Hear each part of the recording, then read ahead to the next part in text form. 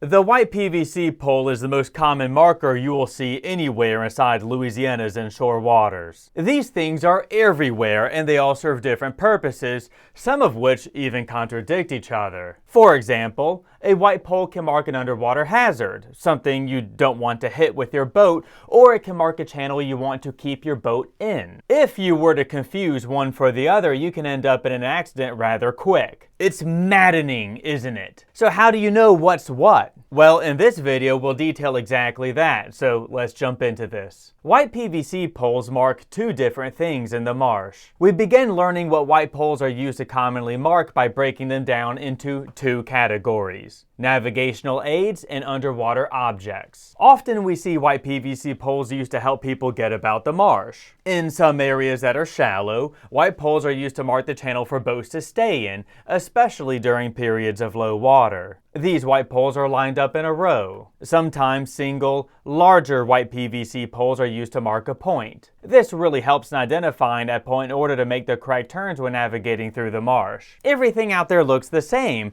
so it can be hard to know where to turn, especially during periods of low visibility. And of course, this is less of a concern now that we have advanced GPS technology, but back in the day, having those white PVC poles on the point was a huge help. In many ways it still is. They still help during the hours before morning-night twilight when making those early morning runs. White poles for underwater objects. You'll see white poles used to mark various underwater objects, and those objects may or may not present a navigational danger. So let's go over each one. Oyster leases.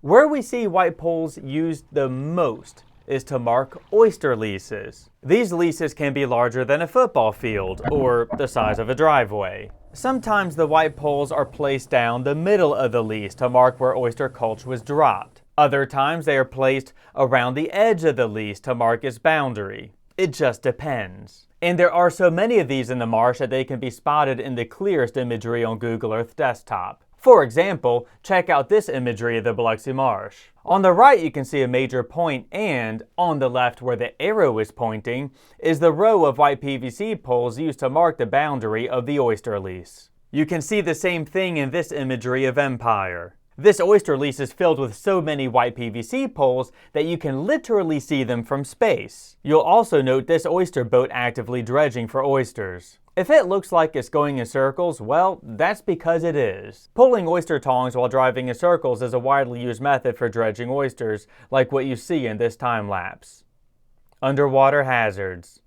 Things that are very nasty for your lower unit may be marked by a single white pole or a series of them. Sometimes long rock piles used to reinforce a shoreline will gradually sink beneath the water, like this example in Shell Beach. And long white PVC poles are used to mark its location. You can see the rocks exposed in this 2012 imagery when the water was low, but in 2020, they are mostly covered up and marked by the white poles you can see here. It's also the case that a row of white poles may be used to mark an oil field pipeline. Sometimes these are deep enough to not be a hazard, other times not so much. Then, after that, white poles can be used to mark pretty much anything else that's underwater. By now you may be thinking, how in the hell can you tell the difference between the safe and unsafe white PVC poles? Look, your head may be spinning by now, and quite frankly, I don't blame you. It's absolutely maddening that anyone would use the same system of marking to identify completely different things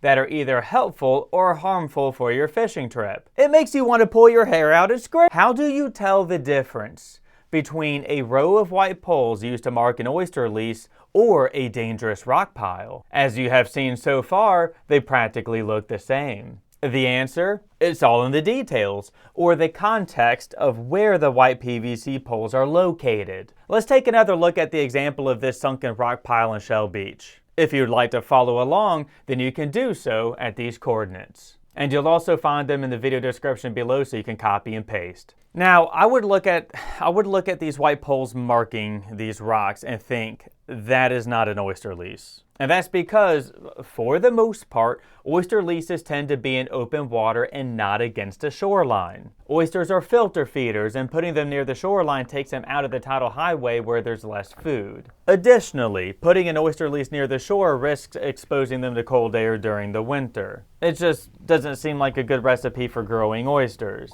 That, and I can look at the Louisiana Department of Wildlife and Fisheries oyster lease map and see that there is no lease for that location. So, whether I first encountered them on satellite imagery or in person, I would look at that row of white poles and think, that's marking something screwy. Especially seeing that there are, in the vicinity, other rock piles clearly visible above water along the shoreline. Nor would I look at that row of white PVC poles and think it's marking a channel. That's because this body of water is the Mississippi River Gulf outlet, and the channel is very clearly in the middle of the 40 feet deep canal that was dug decades ago. Now, if you've always fished Shell Beach, that may seem obvious, but if you're not from Shell Beach, then it's not obvious at all. This is why I like doing map studies and reading the history of places in order to learn more about them and discover technical specifications like the project depth for the Mississippi River Gulf outlet. I doubt that 40 foot of water has silted in that much during that amount of time. So I would not look at that row of white poles and think it's a channel. I would think that something screwy is going on there. And after looking at it on Google Earth desktop,